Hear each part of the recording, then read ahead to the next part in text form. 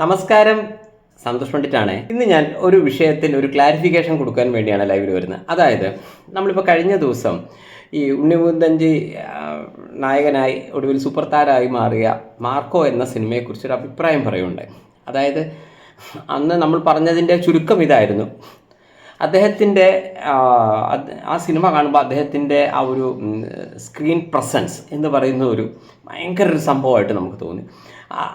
അതോടൊപ്പം നമുക്കിപ്പോൾ പല സിനിമകളും കാണുമ്പോൾ നമുക്ക് ആ സിനിമയിൽ ആ നായകന് വരും വേറെ ആൾ അഭിനയിച്ചാൽ എങ്ങനെ ഉണ്ടാവും, ഇങ്ങനെയൊക്കെ നമ്മൾ ചിന്തിക്കാറുണ്ട്. പക്ഷേ ഈ സിനിമ കാണുമ്പോൾ വ്യക്തിപരമായി എനിക്കോ അത് വേറെ നമ്മുടെ ബന്ധുമായി ബന്ധപ്പെട്ട പല കൂട്ടുകാരോടും ചോദിച്ചപ്പോൾ നമ്മൾ പറഞ്ഞൊരു കാര്യമാണ്, ഈ ആ ക്യാരക്ടർ വേറൊരാൾ ചെയ്തിരുന്നെങ്കിൽ, അതായത് മലയാളത്തിലെ മുൻകാല പഴയ നടന്മാരോ അല്ലെങ്കിൽ ഇപ്പോഴത്തെ ഏതെങ്കിലും ന്യൂ ജനറേഷൻ നടന്മാരോ ആ ക്യാരക്ടർ ഒരിക്കലും അവർക്ക് ചെയ്യാൻ പറ്റില്ല എന്നും ഇന്ന് ഈ മാർക്കോ ആ ക്യാരക്ടർ ചെയ്യാൻ അദ്ദേഹത്തിന് മാത്രമേ പറ്റൂ എന്നൊരു അഭിപ്രായം ഞാൻ പറയുണ്ടായി. അതോടൊപ്പം മലയാള സിനിമയിലെ ആദ്യത്തെ പാൻ ഇന്ത്യൻ സിനിമയാണെന്നും മലയാളത്തിലെ ആദ്യത്തെ പാൻ ഇന്ത്യൻ നടനാണ് ഉണ്ണിമുന്തഞ്ചി എന്നാണ് ഞാൻ പറഞ്ഞു വെച്ചത്.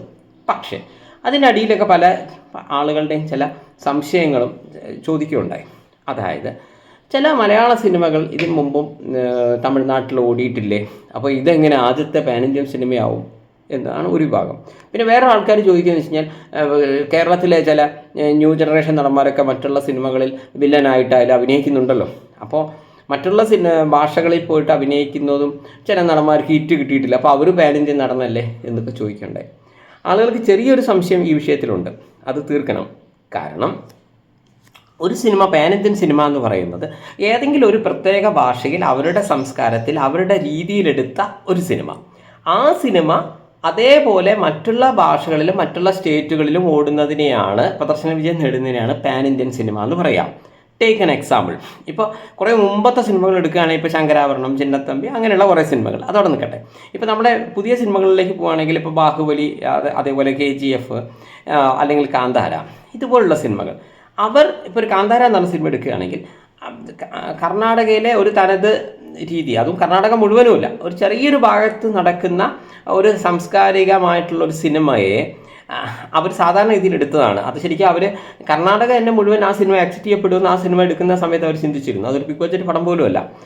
അങ്ങനെ ഒരു സിനിമ ഇന്ത്യയിലെ എല്ലാ സംസ്ഥാനങ്ങളിലും ഹിറ്റായി ഓടി. ഇതാണ്. അല്ലാതെ അവർ ഇതൊരു പാൻ ഇന്ത്യൻ സിനിമയാവണമെന്ന് കരുതി തമിഴിലൊരു നടനെ ഇങ്ങോട്ട് എടുക്കുക, കർണാടകയിലൊരു നടനെ എടുക്കുക, അല്ലെങ്കിൽ മലയാളത്തിലൊരു നടനെ വില്ലനാക്കുക, അല്ലെങ്കിൽ ഹിന്ദിയിലൊരു നടനെ കൊണ്ടുവരിക, ഇങ്ങനെ ഞങ്ങളൊരു വലിയ ബജറ്റ് സിനിമയാണ്, ഇതൊരു പാൻ ഇന്ത്യൻ സിനിമയാണെന്ന് വെച്ച് ഇറക്കുന്ന സിനിമയല്ല ഇതൊന്നും.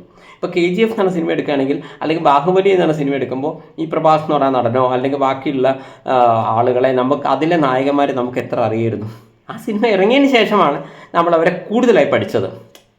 ബാഹുബലി എന്നത് തെലുങ്ക് സംസ്കാരത്തെ തെലുങ്ക് രീതിയിൽ അവരെടുത്ത സിനിമയാണ്, അവരുടെ ആളുകൾക്ക് വേണ്ടി എടുത്ത സിനിമയാണ്. പക്ഷേ ആ സിനിമ ലോകം മുഴുവൻ ഓടി, അതാണ് അവരുടെ വിജയം.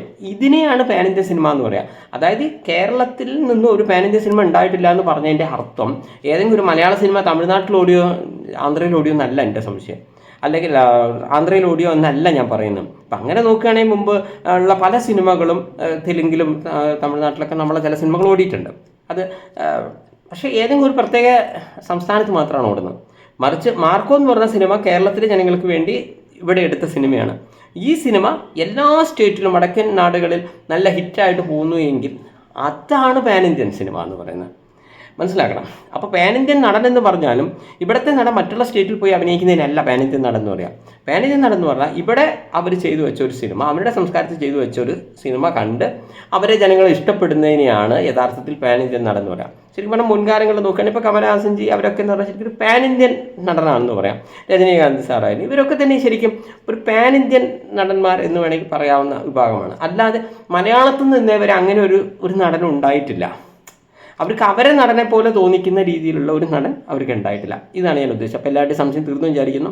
തീർച്ചയായിട്ടും കൂടുതൽ വിജയങ്ങൾ ഉണ്ണിമുന്തഞ്ചിക്ക് ഉണ്ടാവട്ടെ എന്ന് ആശംസിക്കുന്നു. മാർക്കോയുടെ ഡയറക്ടർക്കും അതിൻ്റെ അണിയർ പ്രവർത്തകർക്കും എല്ലാവിധ ആശംസയും നേരുന്നു. ഒരു മികച്ച എൻ്റർടൈനർ കൂടുതൽ ഉന്നതങ്ങളിൽ എത്തട്ടെ എന്നും ഇനിയിപ്പോൾ കൊറിയയിലൊക്കെ റിലീസ് ഉണ്ടെന്ന് കേൾക്കുന്നു. തീർച്ചയായിട്ടും വലിയൊരു വിജയമാവട്ടെ എന്ന് ആശംസിക്കുന്നു. നന്ദി, നമസ്കാരം.